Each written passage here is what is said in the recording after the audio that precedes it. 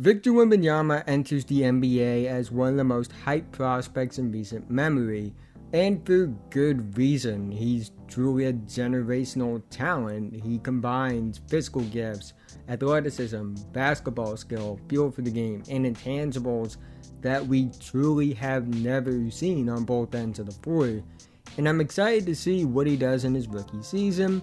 I've stated multiple times that I think he could be all-star good as a rookie and have the best rookie season we have seen since Blake Griffin. Only time will tell with how good Victor will be in both the short term and the long term, but I decided to try something fun in this video. I'm going to try and create a rival for Victor Wembanyama.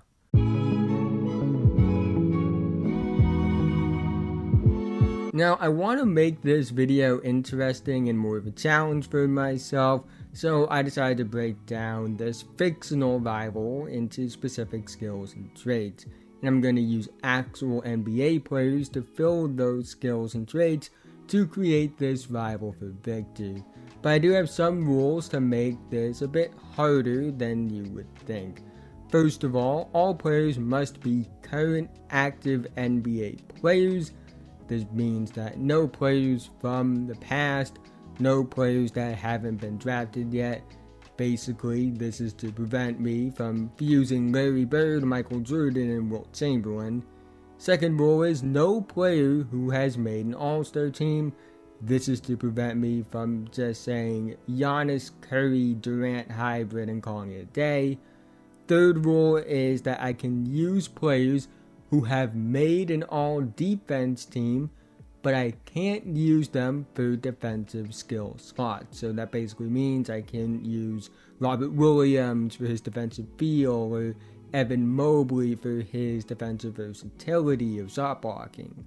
Fourth rule is I can only use power forwards and centers, which means I can't just make 7-foot Jalen Green or Cade Cunningham. Fifth rule is I can only use one Rookie of the Year winner, so I have to pick wisely about where I want to apply that. And the sixth and final rule is I can only use a player once, so no repeats.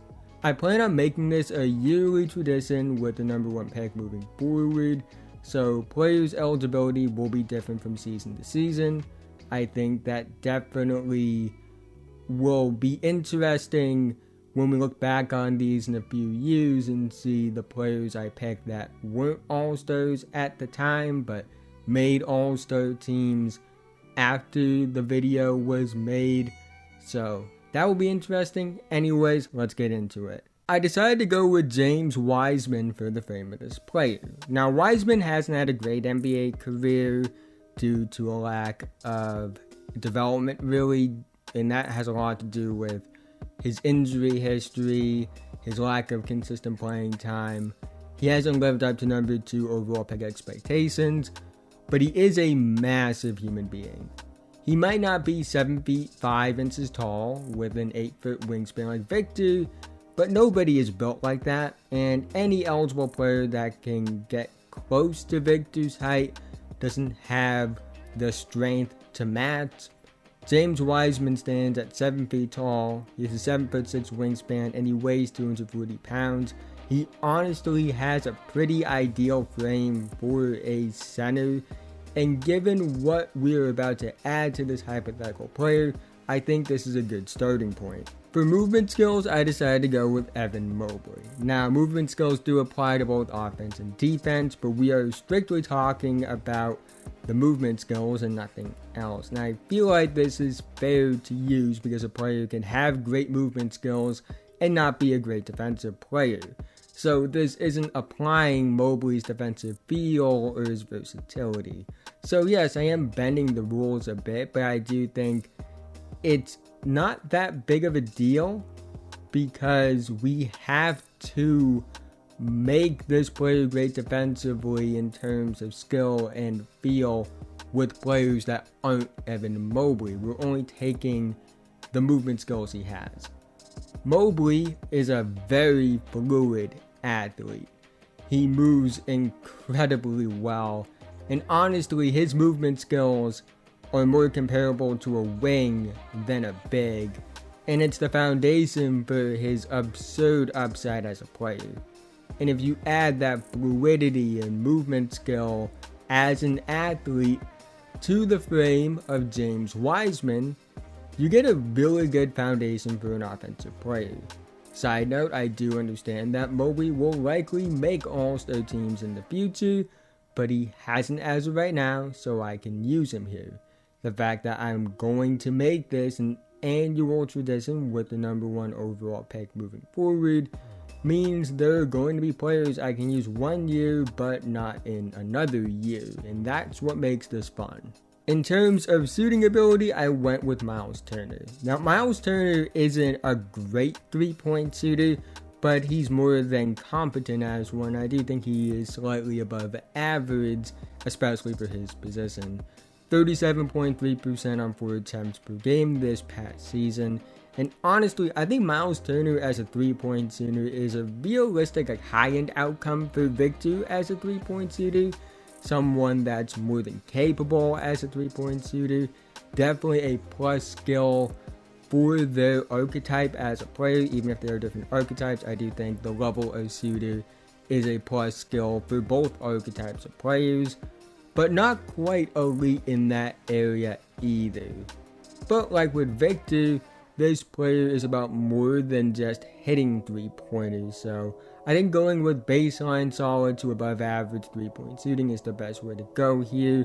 The idea is to have a level of shooter that can make you respect them as an opposing defense and make it something where it's truly hard to stop, because they can punish you with that skill even if they aren't Larry Markkinen as a 3-point shooter or Karl-Anthony Towns as a 3-point shooter, which is why I think Myles Turner fits the billing for this specific skill. I decided to use my 1 Rookie of the Year slot on the offensive creation, and that's with Paolo Banchero.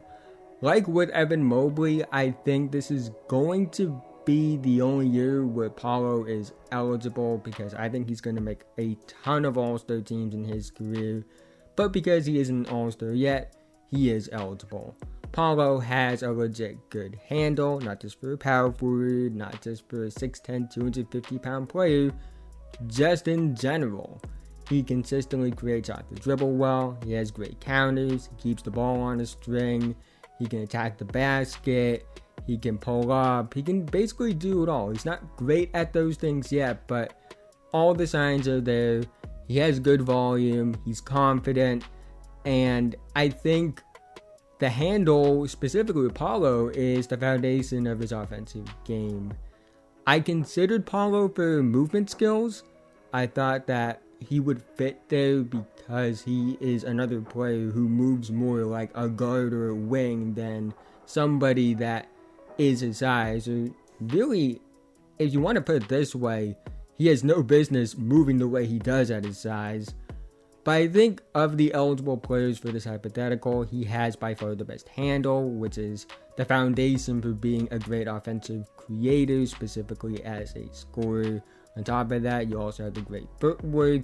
So I decided to use my Rookie of the Year slot with the offensive creation, specifically as a scorer.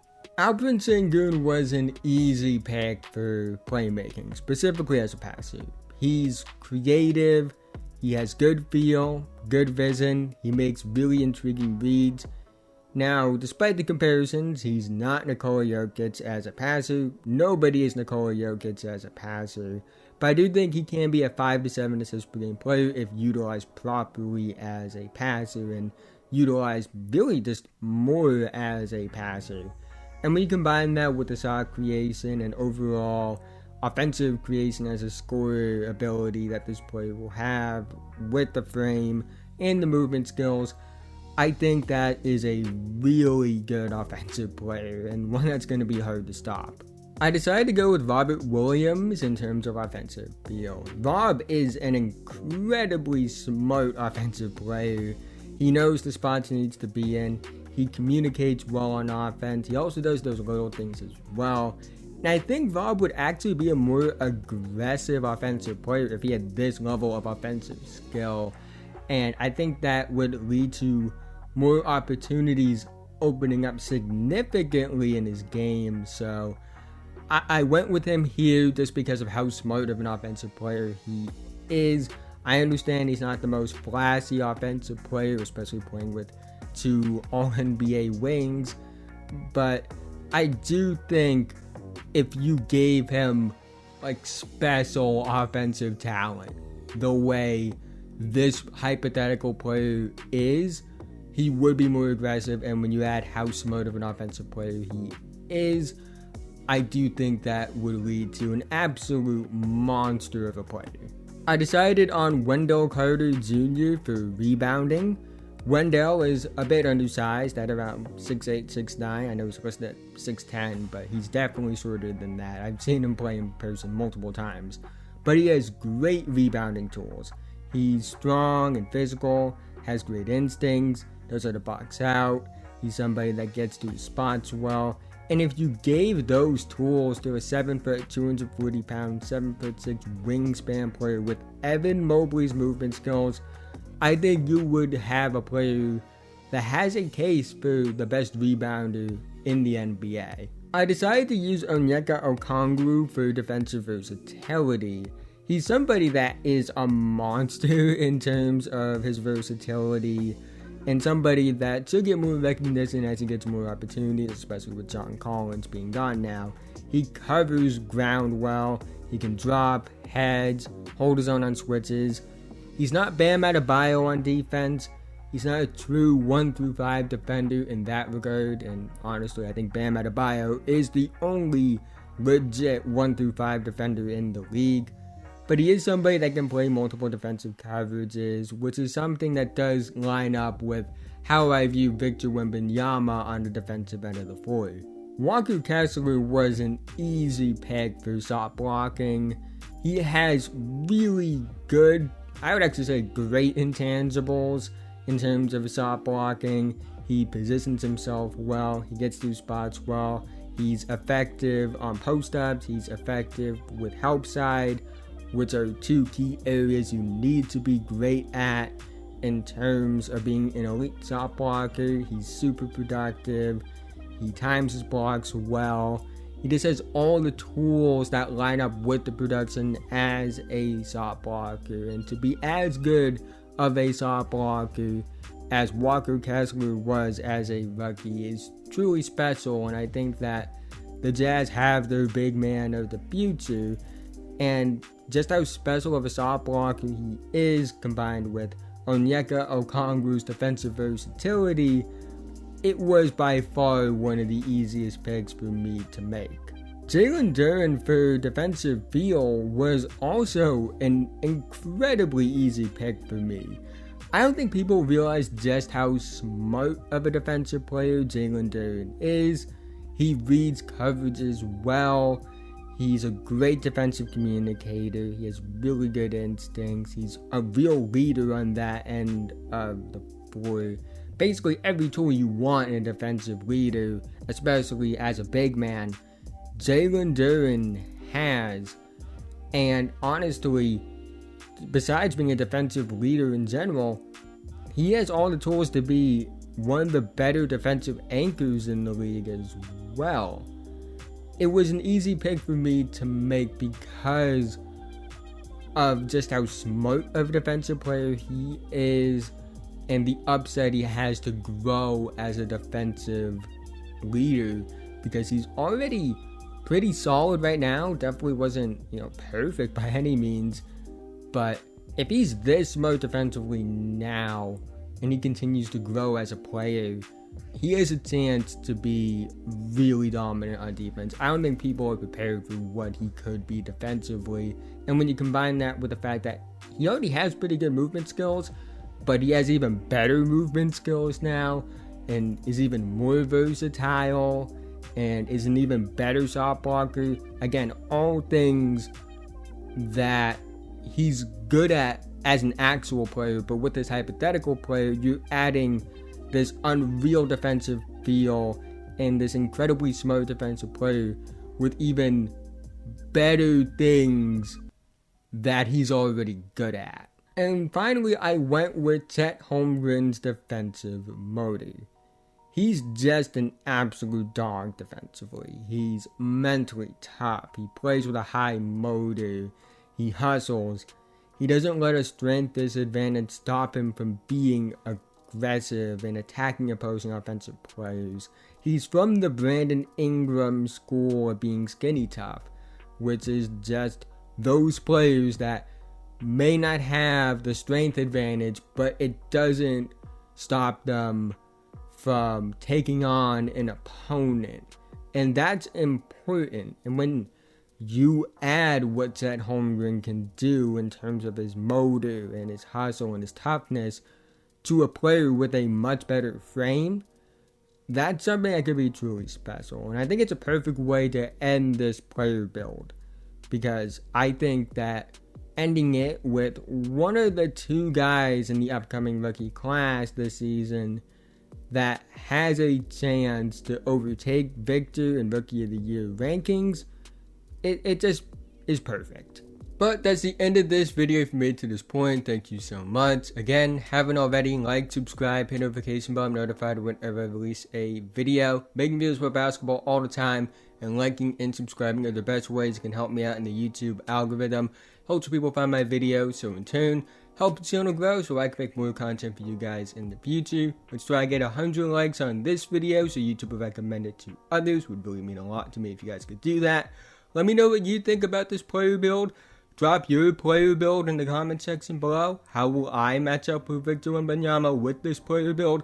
How does your player build match up with Victor? Would love to hear all of that in the comment section below. But with that being said, have a nice day, and I'll see you guys in the next one.